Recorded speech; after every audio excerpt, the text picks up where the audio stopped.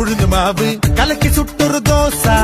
കൊതിച്ചു നിന്നാൽ മതിച്ചു വന്ന് ചിരിച്ചു കാട്ടണ ദോശ പല പലതരമായി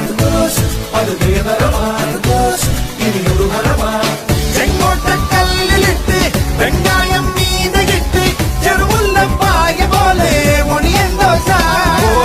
എല്ലോളം എണ്ണ കിട്ട് വെങ്കോളം വെണ്ണ കിട്ട് കടലാസിൻ വണ്ണമോടെ കിടിലൻ ദോശ